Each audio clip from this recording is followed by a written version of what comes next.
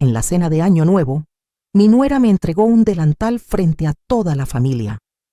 Cuando lo abrí, las letras bordadas decían «Empleada doméstica». Todos estallaron en carcajadas. Mi hijo sonrió con desprecio y dijo: «La comida es solo para la familia». No había lugar para mí en la mesa. Yo, con las manos temblorosas, me quité lentamente mi anillo de matrimonio, lo coloqué sobre la mesa de caoba que yo misma había pagado y pronuncié 4 palabras que cambiarían todo para siempre. Lo que no sabían era que esa noche yo tenía un secreto que ellos jamás imaginaron. Un secreto que había guardado durante 30 años y que estaba a punto de destruir cada una de sus ilusiones. Mientras ellos brindaban con el champán que yo había comprado, yo sonreí sabiendo que en exactamente 72 horas sus vidas nunca volverían a ser las mismas. Porque verán, hay cosas que una madre jamás debería perdonar. Y esa noche, viendo a mi propio hijo reírse mientras su esposa me humillaba, algo dentro de mí se rompió definitivamente, pero no de la forma que ellos esperaban. No con lágrimas ni con súplicas, sino con una claridad fría y precisa que solo llega cuando finalmente abres los ojos, después de décadas de ceguera voluntaria. Sigue mi historia hasta el final y comenta la ciudad desde donde me estás viendo para saber qué tan lejos ha llegado mi relato, porque lo que pasó después de esa cena no solo cambió mi vida, cambió la definición misma que yo tenía sobre lo que significa ser familia. Y cuando termines de escuchar todo lo que hice, tal vez entiendas por qué a veces el silencio de una mujer no es debilidad, sino la calma que precede a la tormenta más devastadora. Mi nombre es Soledad Ramírez y tengo 68 años. Sé que muchas me verán como una mujer mayor, quizás incluso obsoleta según los estándares de esta época, pero les aseguro que la edad no me ha quitado ni la memoria ni la dignidad. Nací en un pueblo pequeño de Michoacán, donde aprendí desde niña que el trabajo duro y la familia eran los pilares de la existencia. Mi madre me enseñó a tortear a los 7 años, a coser a los 9 y a aguantar en silencio mucho antes de que yo entendiera que aguantar no siempre es sinónimo de fortaleza. Me casé con Roberto cuando tenía apenas 19 años. Él era 6 años mayor que yo, trabajaba en la construcción y tenía esa sonrisa que me hacía creer que juntos podríamos conquistar el mundo. Nos vinimos a la Ciudad de México, buscando un futuro mejor, como tantas familias que dejaban atrás sus pueblos con una maleta llena de sueños y otra llena de miedo. Los primeros años fueron difíciles de maneras que la gente de ahora ni siquiera puede imaginar. Vivíamos en un cuarto de azotea que en verano parecía horno y en invierno nos congelaba los huesos. Yo trabajaba limpiando casas durante el día y por las noches hacía costuras para las vecinas. Roberto trabajaba doble turno cuando conseguía. Comíamos frijoles con tortillas la mayoría de los días y la carne era un lujo que nos permitíamos solo los domingos, si acaso. Pero éramos felices, o al menos eso creía yo. 3 años después nació Miguel, mi único hijo. Recuerdo el día que lo tuve como si fuera ayer. Fueron 18 horas de labor de parto en un hospital público donde las enfermeras te trataban como si te estuvieran haciendo un favor al atenderte. Pero cuando lo vi por primera vez, con sus ojitos cerrados y sus manitas apretadas, supe que haría cualquier cosa por ese niño. Cualquier cosa. Y vaya que cumplí esa promesa, aunque ahora me pregunto si no fui demasiado lejos. Desde que Miguel era bebé, me dediqué a él en cuerpo y alma.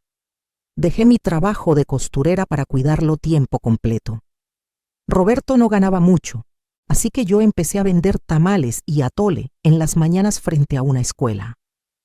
Me levantaba a las 3 de la mañana para tener todo listo a las 6. Mis manos se llenaron de callos de tanto moler el maíz y revolver las ollas. Pero cada peso que ganaba iba directo para Miguel, para sus útiles escolares, para sus uniformes, para que nunca le faltara nada. Conforme Miguel creció, me aseguré de que tuviera todo lo que yo nunca tuve. Clases de inglés los sábados, una computadora cuando empezaron a ser indispensables para la escuela, zapatos nuevos cada vez que los necesitaba, no solo cuando los viejos ya no servían. Roberto a veces me decía que lo estaba consintiendo demasiado, que un niño también tenía que aprender a valorar el esfuerzo. Pero yo no escuchaba. Mi hijo iba a tener una vida mejor que la mía, y punto. Cuando Miguel entró a la preparatoria, yo empecé a trabajar en una fábrica de textiles, además de vender mis tamales. Dormía 4 horas diarias, a veces menos. Mis amigas me decían que me estaba matando, que el niño ya estaba grande y podía trabajar medio tiempo para ayudar. Pero yo no quería que Miguel trabajara. Quería que se concentrara en sus estudios, que llegara a la universidad, que fuera alguien en la vida, alguien importante, alguien que no tuviera que humillarse limpiando casas ajenas o vendiendo comida en las calles. Roberto murió cuando Miguel tenía 17 años. Un accidente en la obra, una viga mal asegurada, una vida entera borrada en segundos. Me dejó con una indemnización miserable que apenas cubrió el funeral y algunos meses de gastos. De repente yo era viuda, con un hijo a punto de entrar a la universidad y sin el ingreso de mi esposo, pero ni siquiera entonces me rendí.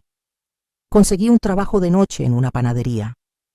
Trabajaba en la fábrica de 6 de la mañana a 2 de la tarde, vendía tamales de 3 a 7 y entraba a la panadería de 9 de la noche a 3 de la mañana. Dormía en el camión entre trabajos. Comía lo que sobraba de mis ventas o lo que me regalaban en la panadería. Adelgacé tanto que las vecinas pensaban que estaba enferma. Pero Miguel entró a la universidad a estudiar administración de empresas. Y para mí, eso valía cada desvelo, cada dolor de espalda, cada lágrima que derramaba de cansancio en el camión de regreso a casa. Fue durante el segundo año de universidad cuando Miguel conoció a Vanessa. Recuerdo perfectamente el día que la trajo a casa. Una chica delgada, arreglada, con uñas perfectamente pintadas y un bolso de marca que probablemente costaba más que todos mis zapatos juntos. Venía de una familia acomodada de Polanco. Su papá tenía no sé qué negocio de importaciones. Desde el primer momento supe que esa muchacha me miraba por encima del hombro. La forma en que observó nuestra casita humilde, cómo arrugó discretamente la nariz al ver los muebles viejos, cómo rechazó el agua de Jamaica que le ofrecí diciendo que solo tomaba agua embotellada. Pero Miguel estaba deslumbrado con ella. Yo me callé mis reservas porque mi hijo parecía feliz. Qué tonta fui. Con el tiempo Vanessa empezó a cambiar a Miguel, de manera sutil al principio. Comentarios sobre cómo debería vestirse mejor, cómo debería hablar de manera más refinada, cómo debería aspirar a más en la vida. Y Miguel, mi hijo que yo había criado con tanto amor y sacrificio, empezó a avergonzarse de sus orígenes. Empezó a avergonzarse de mí. Nunca lo dijo directamente, pero yo lo notaba. La forma en que ya no me invitaba cuando salía con Vanessa y sus amigos. Cómo dejó de hablar de mí en sus conversaciones. Una vez lo escuché decirle a alguien por teléfono que su padre había muerto y su madre trabajaba en recursos humanos. Recursos humanos. Como si decir que su madre vendía tamales y trabajaba en una fábrica fuera motivo de vergüenza. Esa noche lloré hasta quedarme dormida, pero al día siguiente seguí trabajando triple turno para pagar sus colegiaturas. Porque eso es lo que hacen las madres, ¿verdad? Seguimos amando incluso cuando nos rompen el corazón. Miguel se graduó con honores.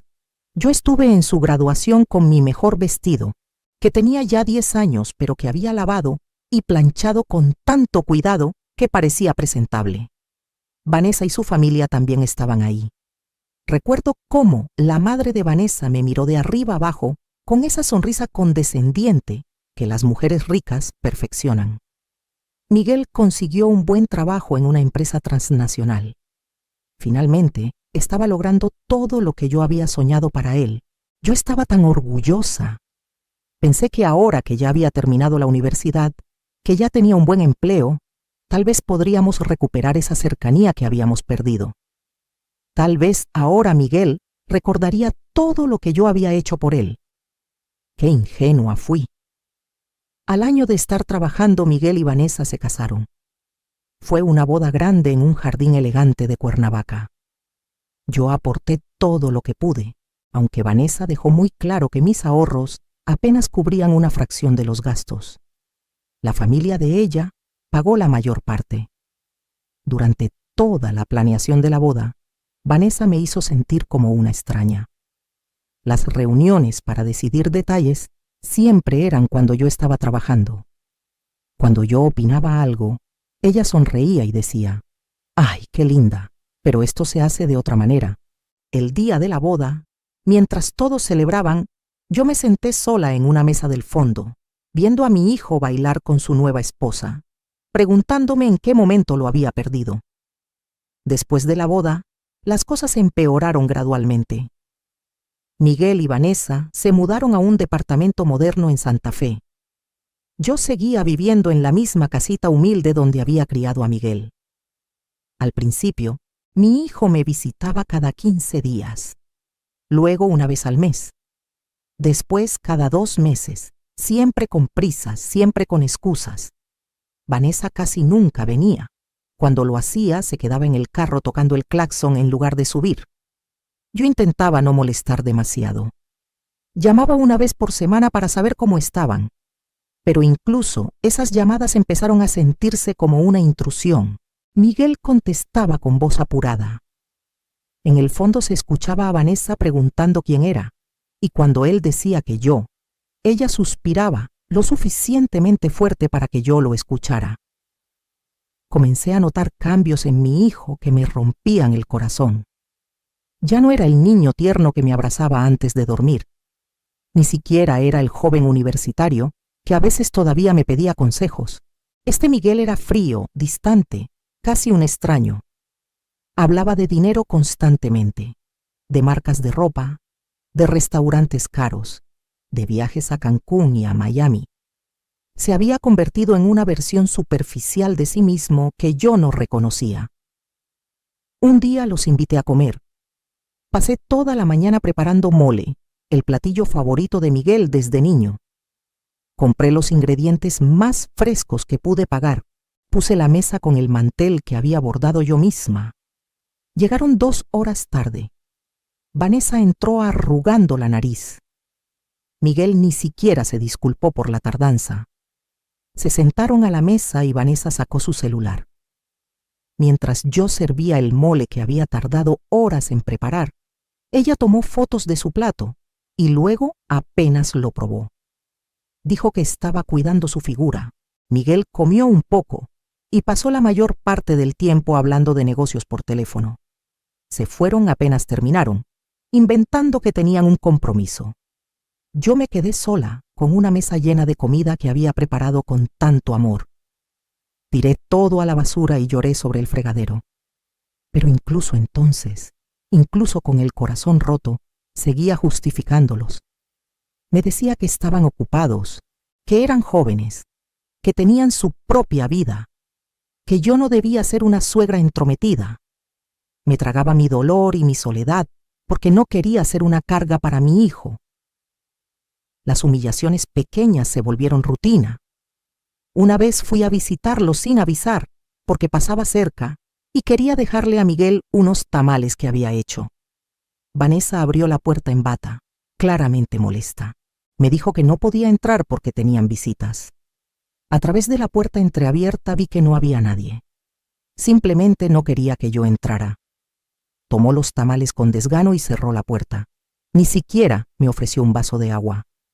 Me fui con las lágrimas quemándome los ojos, jurándome que no volvería a presentarme sin avisar. Cada día de las madres era una nueva decepción. El primero después de su boda, esperé toda la mañana una llamada que nunca llegó. Finalmente, a las 8 de la noche, Miguel mandó un mensaje de texto. «Feliz día, mamá. Estamos en Valle de Bravo. Te llamamos mañana». Nunca llamó. El siguiente año, me mandaron flores por mensajería. Flores genéricas con una tarjeta impresa. Ni siquiera se habían tomado la molestia de escribir algo a mano. El tercer año, ni flores ni llamada. Solo otro mensaje de texto. Yo guardaba esos mensajes en mi teléfono y los releía en las noches cuando la soledad me pesaba demasiado, como si fueran tesoros en lugar de migajas de afecto. Mis amigas veían lo que estaba pasando. Lupita, mi vecina de toda la vida, me decía que Miguel era un desagradecido, que después de todo lo que yo había sacrificado por él, así me pagaba. Pero yo lo defendía. Decía que estaba ocupado construyendo su carrera, que Vanessa venía de otra clase social y que era natural que tuviera diferentes costumbres, que yo no debía ser tan sensible. En el fondo, sabía que estaba mintiendo, pero admitir la verdad dolía demasiado. Entonces llegó la invitación para pasar el año nuevo con ellos. Fue a mediados de diciembre. Miguel llamó, lo cual ya era inusual porque normalmente solo mandaba mensajes. Me dijo que querían que pasara la cena de Año Nuevo en su casa, que Vanessa había insistido en que la familia debía estar unida. Yo no lo podía creer. Después de tanto tiempo siendo relegada, finalmente me estaban incluyendo. Lloré de felicidad después de colgar. Llamé a todas mis amigas para contarles. Empecé a planear qué les llevaría de regalo. Gasté dinero que no tenía en un vestido nuevo. Quería verme presentable. Quería que Vanessa viera que yo también podía lucir bien. Quería que Miguel estuviera orgulloso de su mamá. Compré regalos para ambos. Para Miguel, una cartera de piel que costó el equivalente a una semana de mi salario. Para Vanessa, un pañuelo fino que la vendedora me aseguró que era elegante.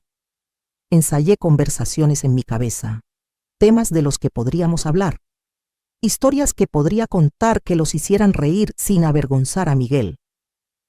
Practiqué frente al espejo cómo sentarme, cómo sostener los cubiertos de manera elegante. Me arreglé el cabello en el salón por primera vez en años. Quería que todo saliera perfecto. La noche del 31 llegué a su departamento a las 7 de la tarde, como me habían indicado. Toqué el timbre con el corazón latiéndome rápido de emoción. Vanessa abrió la puerta. Llevaba un vestido negro elegante y tacones altos. Me miró de arriba abajo, con esa expresión que ya conocía bien, pero que elegí ignorar esa noche. Entré y vi que había otras personas. Los padres de Vanessa, su hermano con su esposa, y dos parejas más que parecían amigos. Todos bien vestidos, todos con copas de vino en la mano, todos hablando y riendo. La sala estaba decorada con globos dorados y plateados. La mesa estaba puesta con platos elegantes y copas de cristal. Todo se veía hermoso. Me sentí fuera de lugar inmediatamente, pero respiré hondo y sonreí. Miguel se acercó y me dio un abrazo rápido, incómodo. Me presentó a los invitados como su madre, nada más. Sin agregar nada sobre mí, sin una palabra de cariño, solo, ella es mi madre. Los padres de Vanessa me dieron la mano con cortesía fría. Los demás apenas asintieron. Me quedé de pie en medio de la sala, sin saber dónde ponerme, mientras las conversaciones continuaban a mi alrededor, como si yo fuera invisible. Vanessa se acercó después de unos minutos que se sintieron eternos. Tenía una sonrisa extraña en el rostro. Me dijo que la acompañara a la cocina. Yo la seguí, pensando que tal vez necesitaba ayuda con la cena. Al llegar a la cocina, que estaba impecable y claramente preparada por un servicio de banquetes, Vanessa abrió un cajón. De ahí sacó algo doblado, un delantal. Me lo extendió con esa sonrisa que ahora reconozco como pura maldad. Lo desdoblé confundida. En la parte frontal, bordado con letras grandes y claras, decía «Empleada doméstica». Me quedé paralizada, mirando ese delantal sin poder procesar lo que estaba viendo. Vanessa me dijo con voz dulce, como si me estuviera haciendo un favor. «Te compré esto para que te sientas más cómodo. Siempre has trabajado sirviendo, ¿no? Así que pensé que te gustaría ayudar hoy también». Mi cerebro no podía conectar las palabras con la realidad.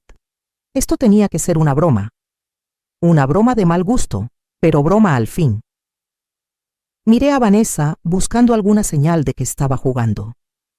Pero su expresión era seria, expectante, esperando que me pusiera ese delantal. Con voz temblorosa pregunté si era una broma. Ella se rió. Me dijo que no fuera tan sensible, que era solo un delantal, que además iban a necesitar ayuda sirviendo la cena porque habían invitado a mucha gente, que yo debería estar agradecida de poder contribuir de alguna manera. Sentí que el suelo se movía bajo mis pies. Regresamos a la sala, yo todavía sosteniendo ese delantal como si fuera una serpiente venenosa. Todos los ojos se volvieron hacia nosotras. Vanessa, con voz clara para que todos escucharan, dijo: «Miren lo que le compré a la mamá de Miguel para que nos ayude esta noche», y me quitó el delantal de las manos para mostrárselo a todos. Las letras «empleada doméstica» quedaron expuestas ante todos los presentes. Hubo un segundo de silencio sepulcral. Luego, la madre de Vanessa soltó una risita. Después el hermano. Luego los amigos. En cuestión de segundos, toda la sala estaba riendo. Riendo de mí. Riendo del delantal. Riendo de la humillación de una madre que había trabajado toda su vida precisamente en esos oficios que ahora usaban para burlarse de mí. Mis ojos buscaron a Miguel desesperadamente. Mi hijo, el niño al que había criado, por el que había sacrificado todo. Seguramente él pondría fin a esto. Seguramente él defendería a su madre. Pero Miguel no detuvo las risas. Miguel me miró con una sonrisa torcida, una sonrisa que nunca le había visto, una sonrisa de desprecio absoluto. Y entonces dijo, con voz lo suficientemente alta para que todos escucharan por encima de las carcajadas: «La comida es solo para la familia». Esas palabras cayeron sobre mí como un balde de agua helada. La comida es solo para la familia. Yo no era familia. Después de 68 años de vida, después de 49 años de ser madre, después de décadas de sacrificio, yo no era familia para mi propio hijo. Las risas continuaban. Alguien hizo un comentario sobre cómo era apropiado, porque yo tenía pinta de sirvienta.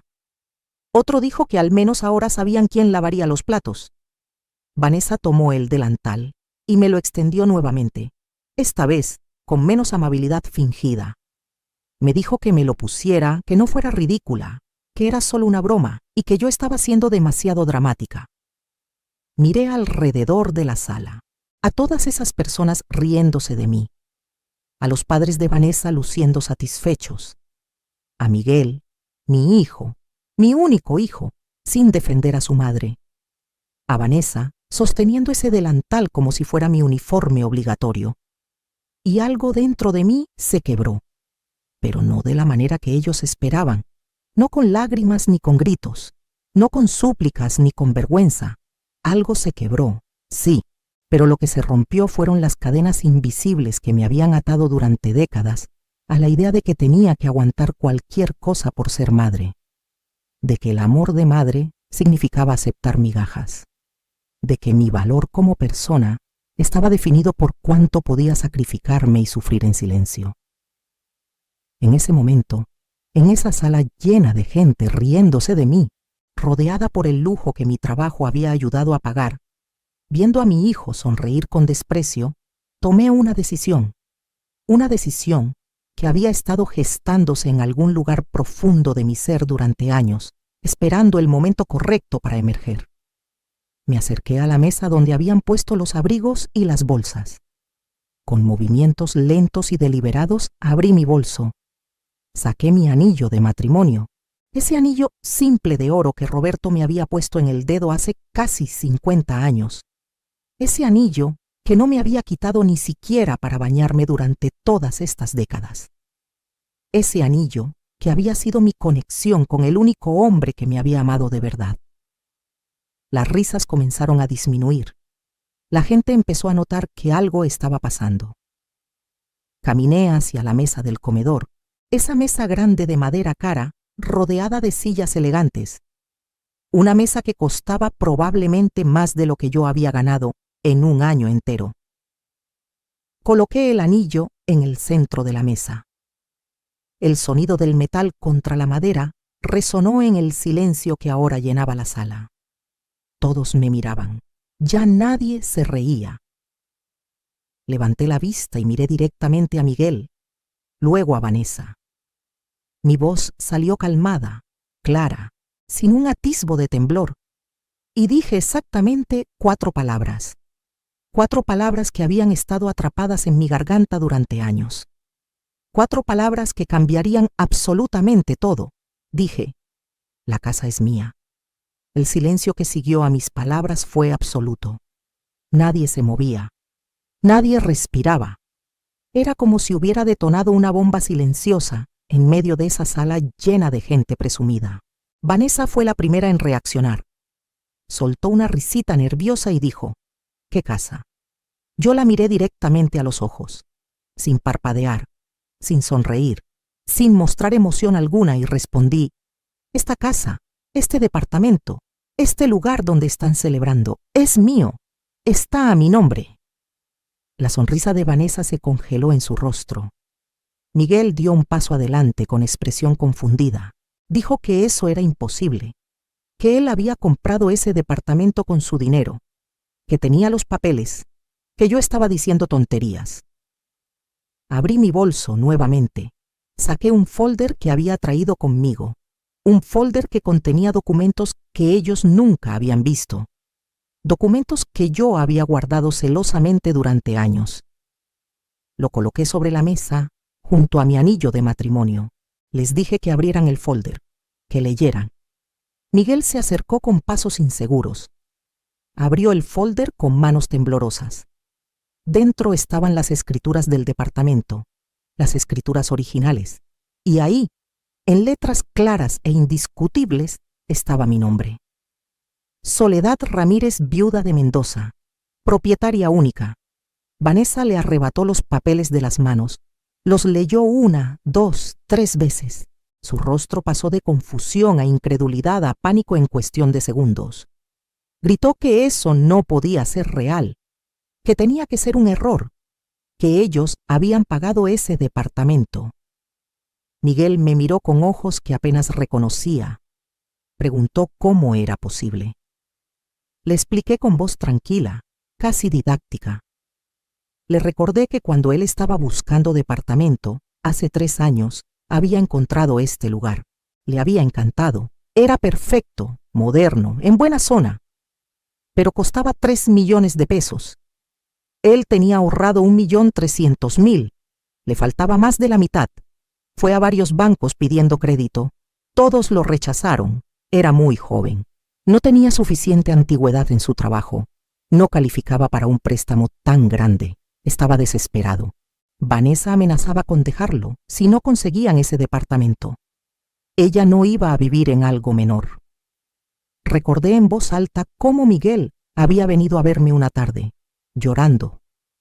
Algo que no hacía desde niño, diciéndome que iba a perder a Vanessa, que necesitaba ese departamento, que era su única oportunidad de demostrarle a ella y a su familia que él era alguien de valor.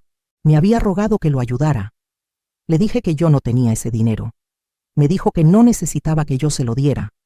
Solo necesitaba que yo fuera su aval, que pusiera algo a mi nombre para respaldar el préstamo, que era solo un trámite, que los pagos los haría él, que yo no tenía de qué preocuparme.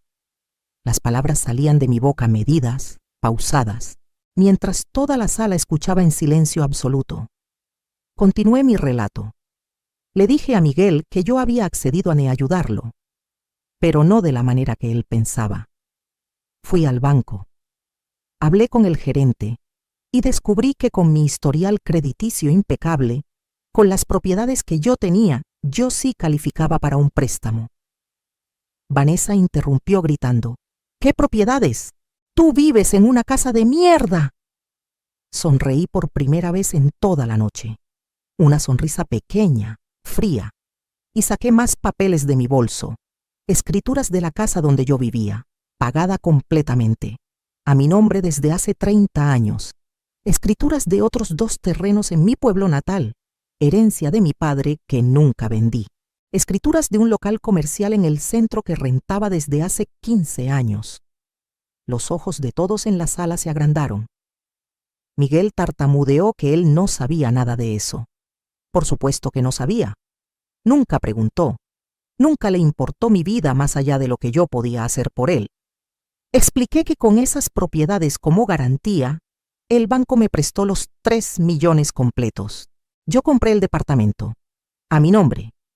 Luego le dije a Miguel que él podía vivir ahí, que podía hacer los pagos mensuales a mí, que cuando terminara de pagar los 3 millones más intereses, yo le transferiría la propiedad. Era como un préstamo entre madre e hijo. Él había aceptado sin leer la letra pequeña del acuerdo que firmamos. Un acuerdo legal, notariado, completamente válido. Miguel estaba pálido. Preguntó por qué nunca le había dicho que la propiedad estaba a mi nombre. Le respondí que se lo había dicho. Varias veces, en los primeros meses. Pero él nunca ponía atención cuando yo hablaba. Simplemente asumió que ya todo estaba a su nombre porque él hacía los pagos. Vanessa ahora gritaba histérica. Decía que esto era un fraude, que me iba a demandar, que ella había invertido dinero en decorar ese departamento, que habían hecho mejoras. Saqué otro documento de mi bolso mágico, el contrato de comodato que Miguel había firmado 3 años atrás. Ahí especificaba claramente que cualquier mejora hecha a la propiedad pasaba a ser parte de la propiedad, sin reembolso, todo legal, todo firmado, todo notariado. La madre de Vanessa finalmente habló.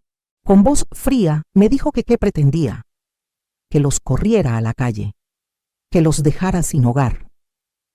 La miré y le dije que no, que esa nunca había sido mi intención, que yo había hecho ese arreglo para proteger a mi hijo, para asegurarme de que tuviera un patrimonio, que mi plan siempre había sido transferirle la propiedad cuando terminara los pagos. Hice una pausa, dejé que mis palabras flotaran en el aire, y luego agregué, pero eso era antes de esta noche, antes del delantal, antes de que me dijeran que no era familia. Saqué mi teléfono, abrí mi aplicación bancaria, les mostré la pantalla. Ahí estaba el registro de todos los pagos que Miguel me había hecho durante 3 años.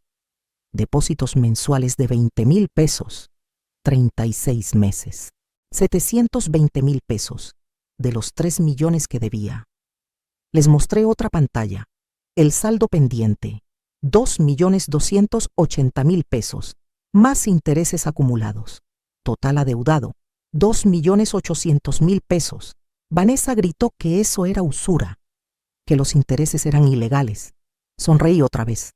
Le dije que revisara el contrato.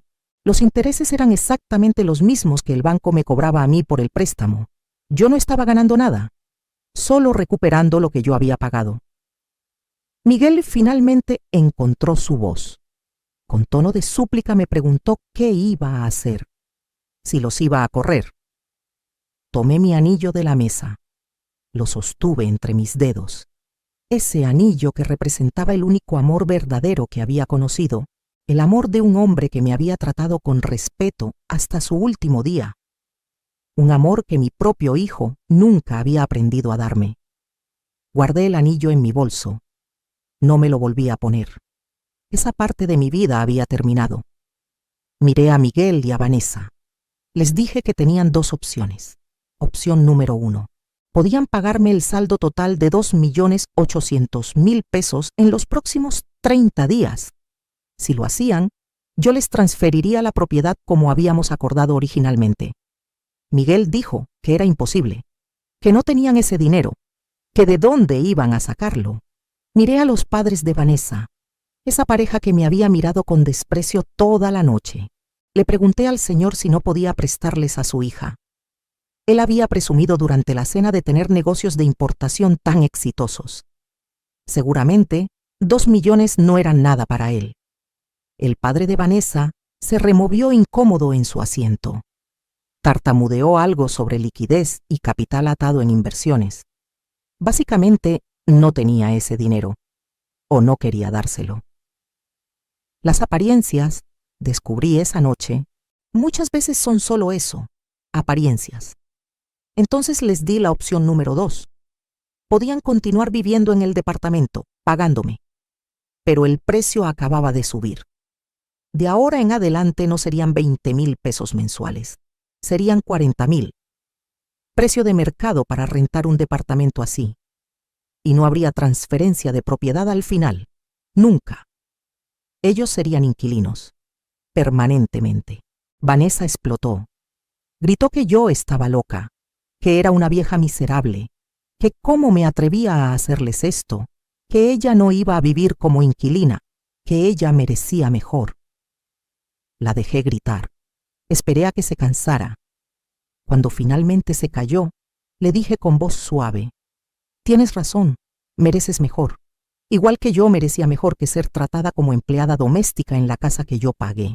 El silencio volvió a caer sobre la sala. Le dije que tenían hasta el 5 de enero para decidir. 3 días. O me pagaban todo. O aceptaban las nuevas condiciones, o se iban. Si elegían irse, yo vendería el departamento. Con el mercado actual, probablemente lo vendería en 4 millones. Ganaría 1 millón de pesos. No estaría mal para una vieja sirvienta. Tomé mi abrigo del perchero. Me lo puse con calma.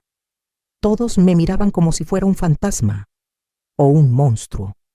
No estaban seguros. Antes de irme, me acerqué a Miguel una última vez. Mi hijo. El niño al que había amado más que a mi vida. Le dije que había una tercera opción que no había mencionado. Una opción que no tenía nada que ver con dinero ni con departamentos. Me miró con esperanza, como si pensara que yo iba a perdonar todo, que iba a olvidar la humillación, que porque era su madre tenía que aceptar cualquier cosa. Le dije: podías haberme defendido. Cuando tu esposa me humilló, cuando todos se reían, podías haber dicho algo, cualquier cosa. Podías haber recordado que soy tu madre, que merezco respeto. Esa opción era gratis. No costaba ni un peso. Solo requería que tuvieras un mínimo de decencia. Las lágrimas empezaron a rodar por las mejillas de Miguel. Dijo que lo sentía, que no había pensado, que Vanessa lo tenía presionado, que sus amigos estaban ahí, que no quería hacer una escena. Le dije que entendía perfectamente. Había elegido su comodidad sobre mi dignidad. Había elegido la aprobación de extraños sobre el amor de su madre. Y ahora tendría que vivir con esa decisión. Porque el dinero se puede pagar. Las deudas se pueden saldar. Pero hay cosas que una vez rotas no se pueden reparar. Y lo que se rompió esa noche entre nosotros no tenía arreglo. Me dirigí a la puerta. Vanessa me gritó que yo era una mala madre, que qué clase de madre le hace esto a su hijo. Me detuve, me volteé, la miré directamente y le dije: una madre que finalmente aprendió que amar a tu hijo no significa dejar que te destruya. Una madre que decidió que su dignidad vale más que la aprobación de gente que de todas formas nunca la va a valorar. Una madre que está cansada de pedir migajas de amor cuando dio banquetes de sacrificio. Abrí la puerta. Antes de salir, agregué una última cosa. Por cierto, Vanessa, ese delantal que compraste, guárdalo, lo vas a necesitar. Porque si deciden quedarse pagando los 40,000 mensuales, van a tener que recortar gastos. Y eso significa dejar de comer en restaurantes. Cocinar va a ser necesario. Espero que sepas hacerlo, aunque lo dudo. Y salí. Cerré la puerta detrás de mí sobre el sonido de Vanessa gritando y Miguel llorando. Bajé en el elevador de ese edificio elegante. Crucé el lobby lujoso. Salí a la calle donde el aire frío de diciembre me golpeó la cara. Y respiré. Respiré profundamente, como no había respirado en años. Me sentía ligera, a pesar de todo. A pesar del dolor, a pesar de haber perdido a mi hijo, me sentía libre. Tomé un taxi de regreso a mi casita humilde. Esa casa que ahora sabía que era mucho más de lo que aparentaba. Durante el viaje, vi los fuegos artificiales comenzar. Eran las 12. Año nuevo. Un nuevo año. Un nuevo comienzo. Metí la mano en mi bolso y toqué el anillo de Roberto. Y le susurré: lo siento, mi amor. Sé que te gustaba Miguel, pero creo que no lo criamos bien. O tal vez lo criamos demasiado bien. Le dimos tanto que olvidó el valor de las cosas, el valor de las personas. Pero ya no más, ya no más. Esa noche sola en mi casa, me preparé una copa de punch prendí la televisión y celebré el año nuevo conmigo misma. Por primera vez en décadas no extrañé estar con familia, porque finalmente entendí que la familia no es la gente que comparte tu sangre, es la gente que honra tu sacrificio, que valora tu amor, que te trata con dignidad. Y esa noche, la única persona que calificaba era yo misma. Los días siguientes fueron extraños. Mi teléfono sonaba constantemente, llamadas de Miguel, mensajes de texto, mensajes de voz. Al principio llorando, disculpándose, luego enojado, reclamándome, luego suplicando, diciéndome que reconsiderara, que era su madre, que no podía hacerle esto. Borré los mensajes sin escucharlos completos. Vanessa también llamó. Sus mensajes eran diferentes, amenazas, que me iba a demandar, que iba a arruinar mi reputación, que le iba a contar a todo el mundo qué clase de madre era yo. Me reí cuando escuché ese. ¿Arruinar mi reputación? ¿Con quién? Con las señoras del mercado que me conocían desde hace 30 años, con mis compañeras de la fábrica que sabían exactamente cuánto había trabajado, con mis vecinas que habían visto mi sacrificio día tras día, que contara lo que quisiera. Los padres de Vanessa también intentaron comunicarse. El padre me dejó un mensaje pomposo sobre llegar a un arreglo civilizado.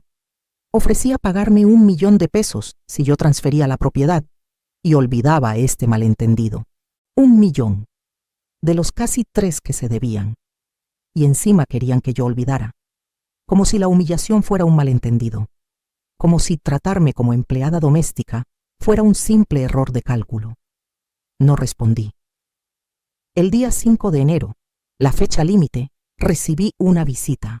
Miguel apareció en mi puerta, solo, sin Vanessa. Se veía terrible, ojos rojos, barba sin afeitar, ropa arrugada. Me pidió que lo dejara entrar, que necesitaba hablar conmigo. Dudé, pero finalmente abrí la puerta. Entramos a mi sala humilde, esa sala con los muebles viejos que Vanessa había despreciado. Miguel se sentó en el sillón donde había pasado su infancia viendo caricaturas, donde había hecho tareas, donde había llorado cuando su papá murió. Parecía más pequeño de lo que recordaba. Se veía como el niño que alguna vez fue. Y por un momento, solo un momento, mi corazón de madre se ablandó. Pero entonces habló.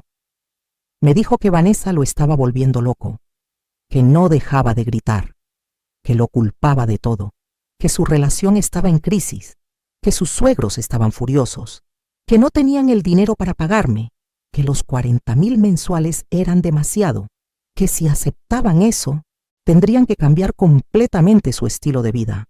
No más restaurantes, no más viajes, no más lujos. Vanessa amenazaba con dejarlo. Me miró con esos ojos que de niño usaba cuando quería algo. Y me preguntó si podíamos volver a como estaban las cosas antes. 20,000 mensuales. Promesa de transferencia.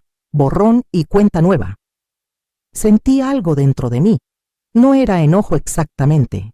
Era más bien decepción profunda. Porque incluso ahora, incluso después de todo, Miguel no entendía. No venía a disculparse por cómo me había tratado. No venía a reconocer el dolor que me había causado. Venía a negociar, a buscar que yo solucionara sus problemas, como siempre. Le pregunté si recordaba el delantal.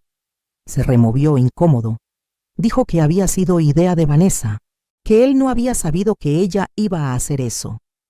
Le pregunté si recordaba haberse reído. Se puso pálido. Tartamudeó que no se había reído, que solo había sonreído, como si hubiera diferencia. Le pregunté si recordaba haber dicho, «La comida es solo para la familia». Se quedó callado. Finalmente asintió. Le pregunté si se daba cuenta de lo que esas palabras significaban, de lo que me habían hecho sentir. Empezó a llorar.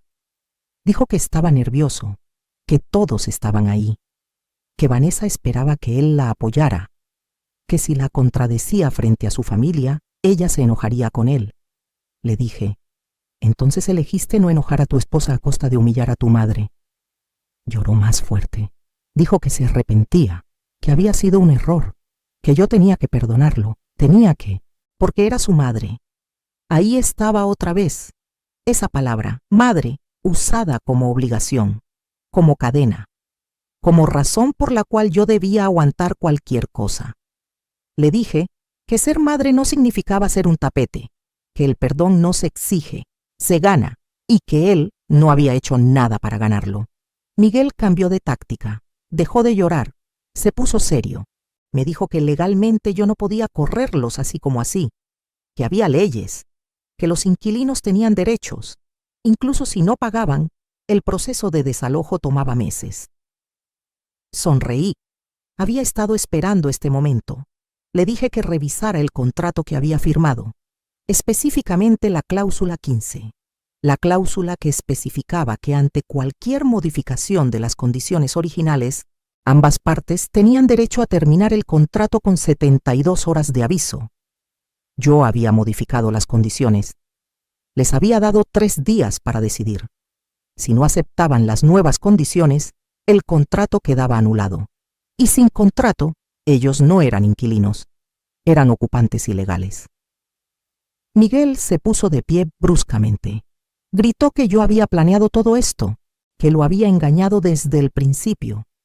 Le dije que no, que yo había planeado ayudarlo, protegerlo, asegurarme de que tuviera un patrimonio, pero que también me había asegurado de protegerme a mí misma.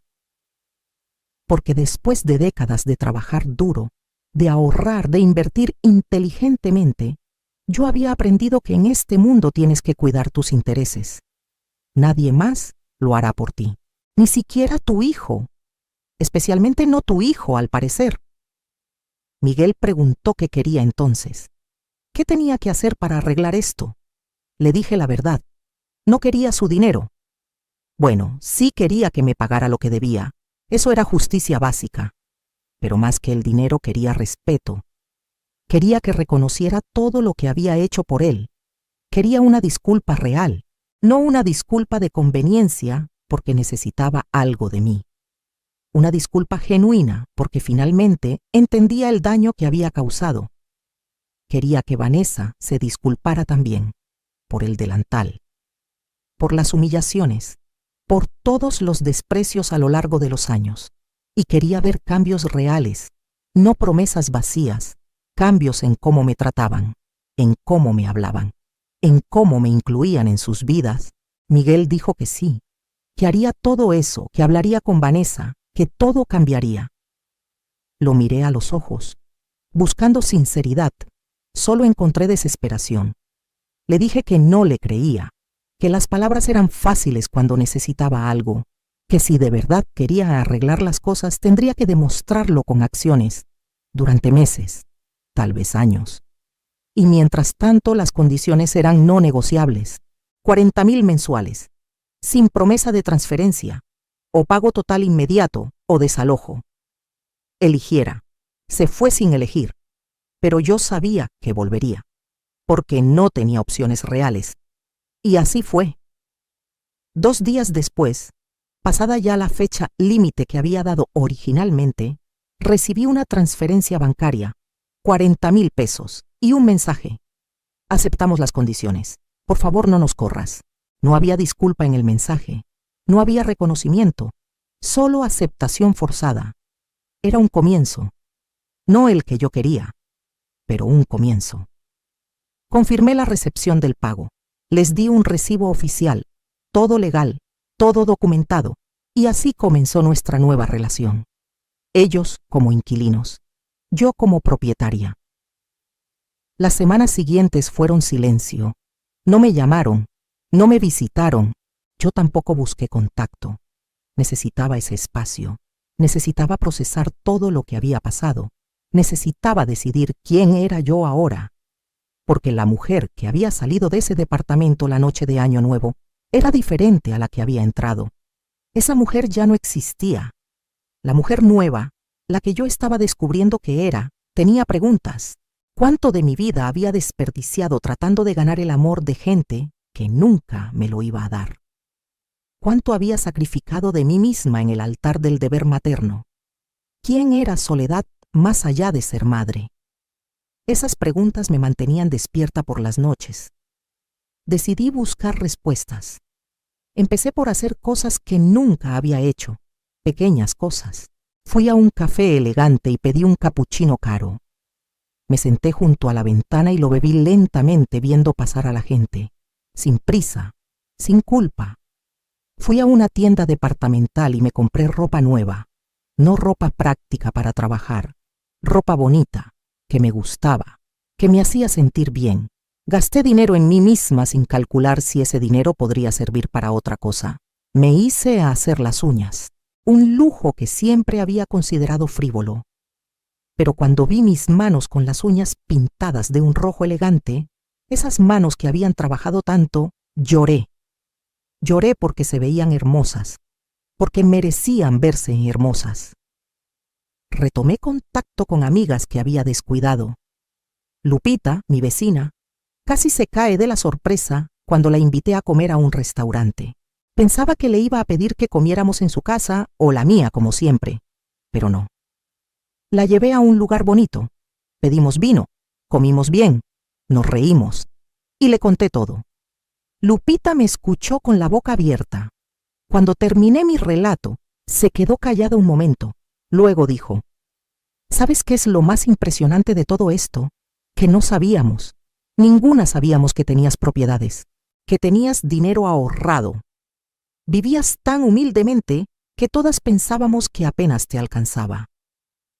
Le expliqué que esa había sido mi estrategia durante años. Vivir por debajo de mis posibilidades. Ahorrar cada peso que podía. Invertir inteligentemente.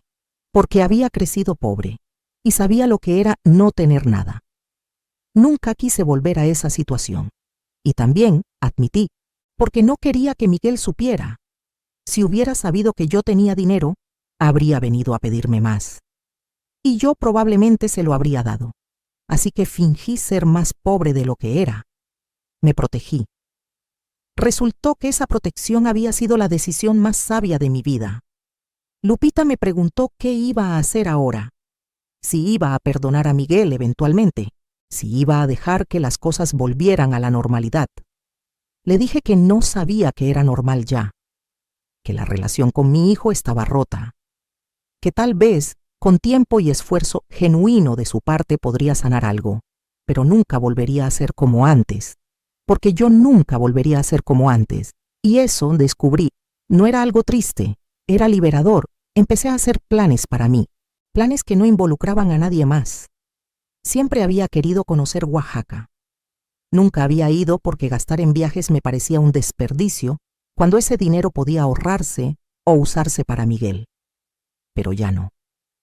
Reservé un viaje, 5 días en Oaxaca, sola, mi primera vacación real en más de 40 años. Cuando les conté a mis amigas, organizaron una despedida. Me dieron consejos de qué ver, qué comer, qué comprar. Me sentí como una niña emocionada antes de una excursión escolar. El viaje fue maravilloso. Conocí las ruinas de Monte Albán. Probé el mole negro. Compré artesanías. Tomé fotos. Y en uno de los miradores, viendo el valle extenderse ante mí, lloré. Lloré por todos los años perdidos, por todos los viajes no tomados, por todas las experiencias sacrificadas. Pero también lloré de gratitud, porque todavía tenía tiempo, todavía tenía salud, todavía tenía recursos, y ahora, finalmente, tenía la libertad de usarlos para mí. Cuando regresé a la Ciudad de México, encontré un mensaje de Miguel. Decía que Vanessa estaba embarazada, iba a ser abuela. Leí el mensaje 3 veces. Esperé sentir emoción, alegría, algo, pero lo que sentí fue miedo. Miedo de que este bebé fuera usado como herramienta de manipulación. Miedo de repetir los mismos errores con un nieto que había cometido con mi hijo. Miedo de volver a perderme a mí misma en el amor por otro ser humano. No respondí el mensaje inmediatamente.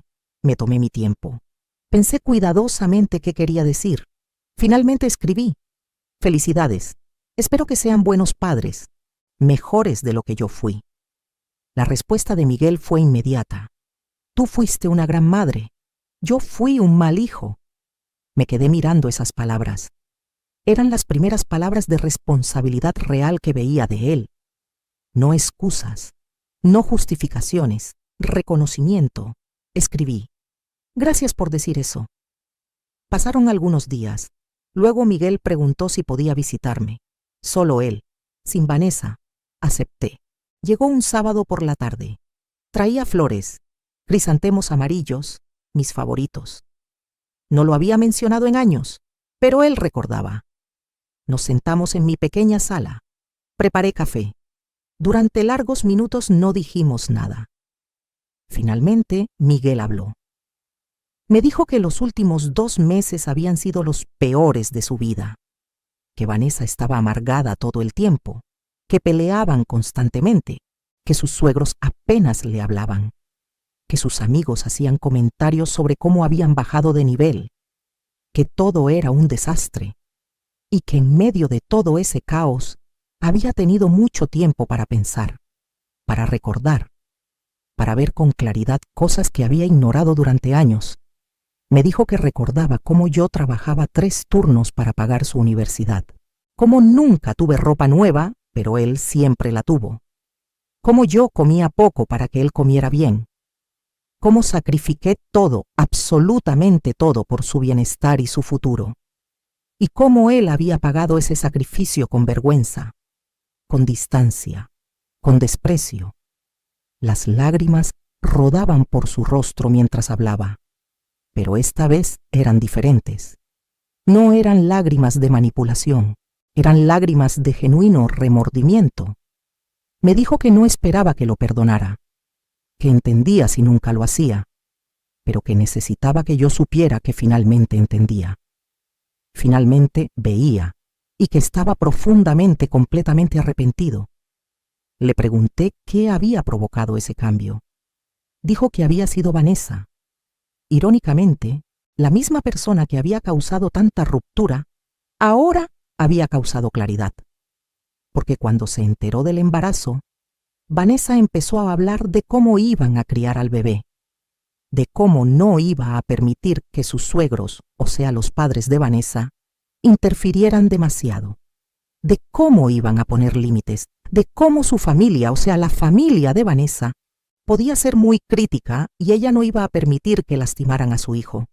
Y Miguel se dio cuenta de la hipocresía.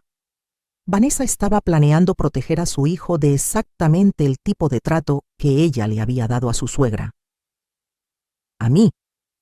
Cuando Miguel le señaló eso, cuando le dijo que ella había tratado a su madre peor de lo que temía que sus padres trataran a su hijo, Vanessa se puso furiosa. Gritó que no era lo mismo, que sus padres eran importantes, que yo era solo una mujer de pueblo sin educación, que no se podía comparar. Y ahí, en ese momento, Miguel finalmente vio a su esposa con claridad. Vio su clasismo, su crueldad, su vacuidad. Vio que había elegido a una mujer que valoraba las apariencias sobre la sustancia, el dinero sobre el carácter, el estatus sobre el amor, y se dio cuenta de que había traicionado todo lo que su padre le había enseñado, todo lo que yo le había enseñado, por impresionar a gente que en realidad no valía la pena. Me contó todo esto sentado en mi sala, y cuando terminó, me preguntó qué podía hacer, cómo podía arreglar lo que había roto.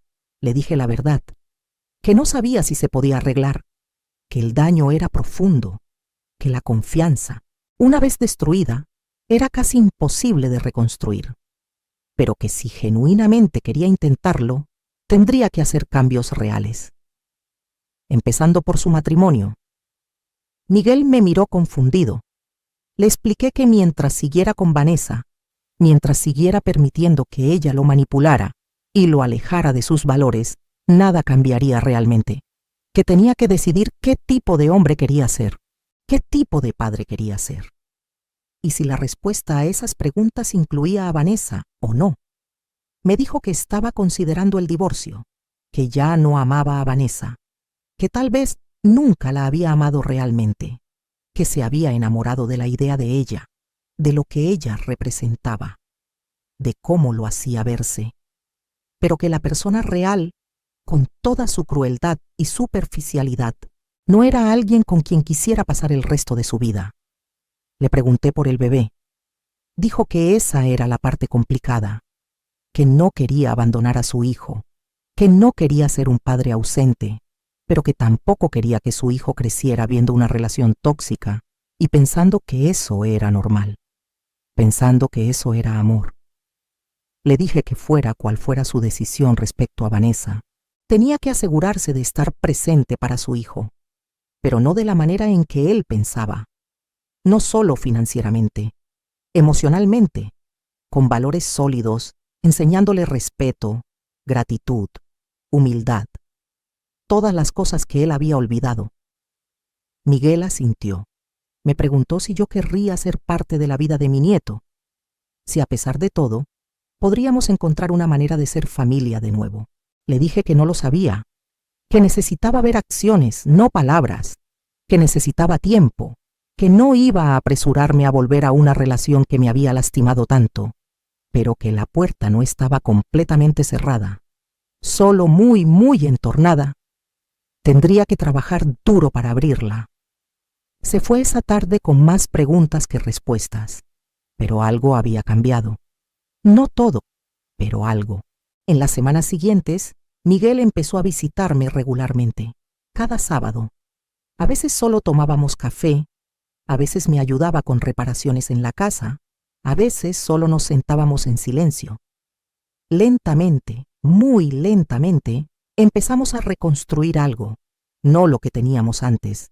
Eso estaba perdido para siempre, pero algo nuevo, algo más honesto, basado en respeto mutuo en lugar de obligación unilateral. Me contó que efectivamente había iniciado el proceso de divorcio, que Vanessa estaba furiosa, que amenazaba con no dejarlo ver al bebé, que sus suegros le habían cortado todo contacto, que estaba solo. Le dije que estar solo no era lo peor que podía pasar, que a veces necesitamos estar solos para descubrir quiénes somos realmente, que yo había aprendido eso recientemente y que era una lección valiosa. Cuando Vanessa se enteró del divorcio, trató de contactarme. Me dejó mensajes de voz insultándome, diciéndome que yo había destruido su matrimonio, que había envenenado a Miguel contra ella, que era una suegra tóxica. Me reí escuchando esos mensajes. Yo, que apenas había sido permitida en sus vidas, de repente tenía el poder de destruir su matrimonio. No, querida Vanessa. Tú destruiste tu propio matrimonio con tu crueldad y tu arrogancia. Yo solo dejé de permitir que me lastimaras. También intentó usar el embarazo como arma. Llamó diciendo que si yo no convencía a Miguel de cancelar el divorcio, ella no me dejaría conocer a mi nieto. Le respondí con calma que esa decisión era suya, que yo no iba a suplicar por migajas de relación con mi nieto, así como ya no suplicaba por migajas de respeto de nadie. Que cuando el niño creciera, si preguntaba por mí, ella tendría que explicarle por qué lo había alejado de su abuela. Esa sería su carga, no la mía. El bebé nació en septiembre. Un niño. Lo llamaron Roberto como mi difunto esposo. Miguel me llamó desde el hospital, llorando. Dijo que cuando vio a su hijo por primera vez, entendió. Entendió finalmente el amor incondicional que yo había sentido por él. Entendió el sacrificio, entendió todo y se disculpó. De nuevo, con más profundidad que nunca. Le pregunté si quería que fuera al hospital. Hubo una pausa. Luego dijo que Vanessa estaba ahí con sus padres, que probablemente no sería buena idea, que prefería esperar, que me llevaría a conocer al bebé en unos días, en un lugar neutral. Acepté. No con alegría, pero con entendimiento. Algunos días después, Miguel llegó a mi casa con el bebé. Solo ellos dos. Cuando puso a ese pequeño en mis brazos, sentí algo quebrarse dentro de mí. Todas las defensas que había construido, toda la dureza que había cultivado, se derritió viendo esa carita dormida. Era idéntico a como Miguel había sido de bebé. El mismo pelo oscuro, la misma nariz pequeña, las mismas manitas perfectas. Lloré. Lloré por todo lo que había perdido con Miguel. Lloré por todo lo que no quería perder con este bebé. Lloré por el miedo de volver a caer en los mismos patrones. Miguel se sentó a mi lado. Me dijo que entendía mi miedo, que él también lo tenía. Miedo de repetir errores. Miedo de arruinar a este niño como sentía que se había arruinado a sí mismo. Le dije que él no estaba arruinado, que estaba aprendiendo, creciendo, que todavía había tiempo para cambiar, para ser mejor, y que este bebé era su oportunidad, no de redimirse, sino de hacer las cosas bien desde el principio. Le prometí que estaría ahí para él y para mi nieto, pero en mis propios términos, no como la abuela que dejaba todo para cuidar al bebé mientras los padres vivían su vida, no como la que se sacrificaba hasta desaparecer, sino como una abuela con límites sanos, que amaba pero que también se amaba a sí misma. Miguel aceptó. Dijo que eso era exactamente lo que necesitaba que yo fuera. Un ejemplo de cómo poner límites, de cómo amar sin perderse, de cómo ser generoso sin ser un mártir. En los meses siguientes, nuestra nueva dinámica tomó forma. Yo veía a Miguel y al bebé una vez por semana, a veces dos, pero en horarios establecidos, con expectativas claras. Ayudaba cuando podía y cuando quería, no porque me lo exigieran. El divorcio se finalizó cuando el bebé tenía 6 meses. Vanessa obtuvo custodia compartida. Miguel tenía a Roberto la mitad del tiempo. Cuando estaba con él, yo ayudaba. Cuando estaba con Vanessa, yo vivía mi vida y descubrí que tenía una vida más allá de ser madre o abuela. Tomé más viajes. Oaxaca, Guanajuato, San Miguel de Allende. Lugares que siempre había querido conocer. Me uní a un grupo de mujeres de mi edad que se juntaban a hacer manualidades. Aprendí a tejer, no por obligación o para vender, sino porque me gustaba. Empecé a ir a misa de nuevo, no por deber, sino porque encontraba paz ahí. Conocí a otras mujeres con historias similares, mujeres que habían dado todo por sus familias solo para ser descartadas o menospreciadas. Compartimos nuestras historias, lloramos juntas, nos apoyamos. Fue sanador de maneras que no esperaba. Incluso tuve una especie de romance. Don Emilio, un señor viudo que vendía periódicos cerca del mercado. Empezamos a platicar cuando yo pasaba. Luego a tomar café juntos. Nada serio, solo compañía, conversación. Alguien que me hacía sentir vista, valorada, no como madre, no como abuela, solo como soledad, como mujer. Cuando Miguel se enteró se puso extraño, celoso casi.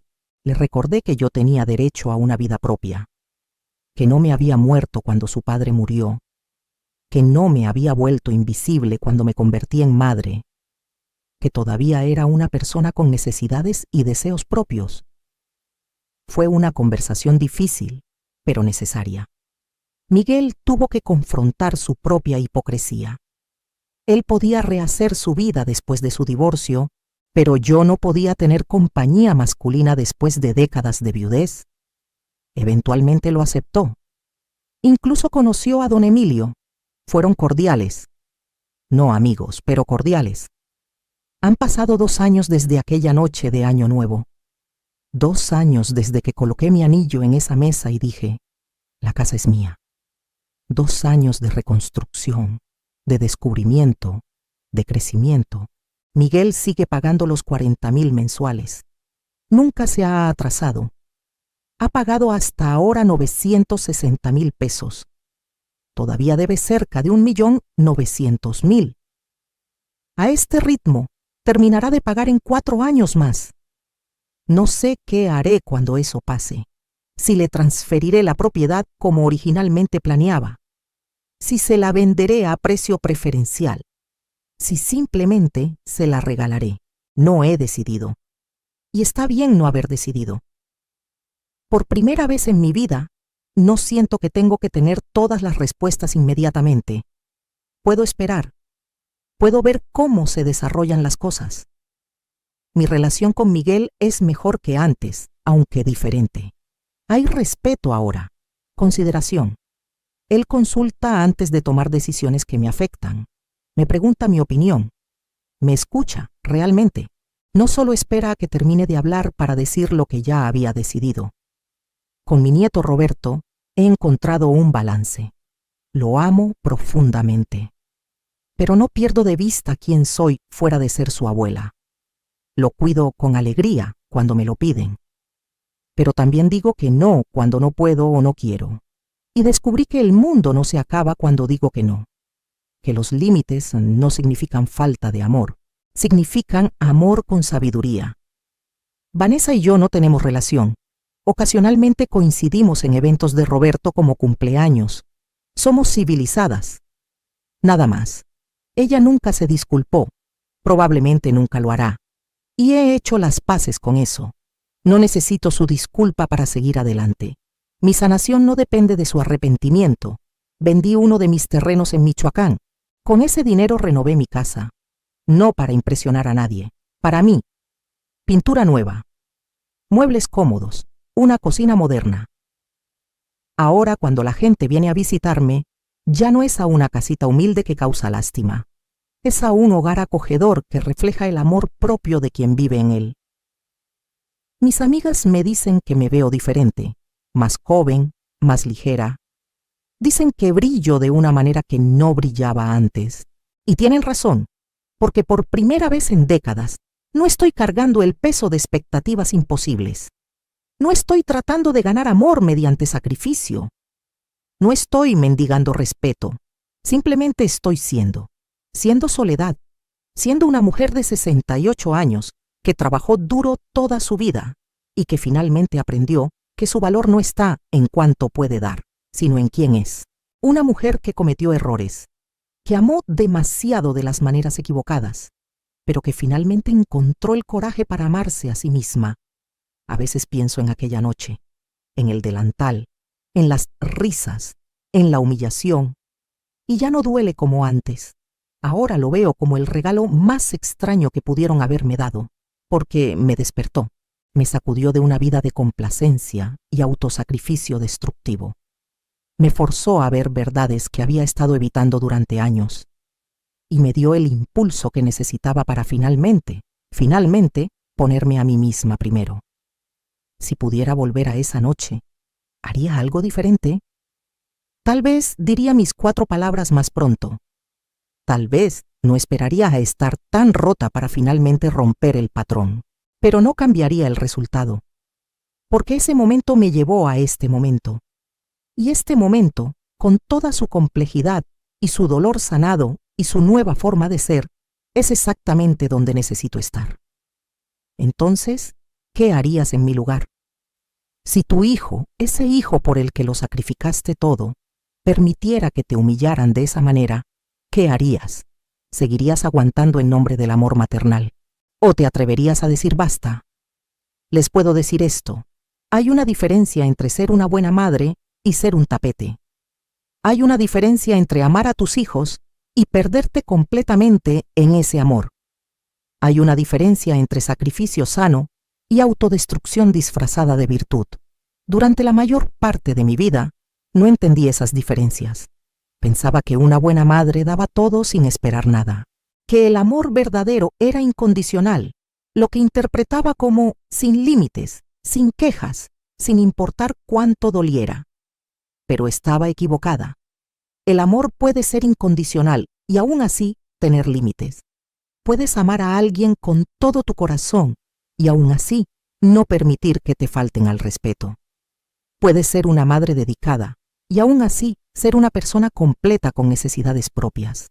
Mi mensaje para todas las mujeres que están escuchando esto, especialmente las madres, especialmente las que han dado tanto que ya no reconocen a la persona en el espejo, es este.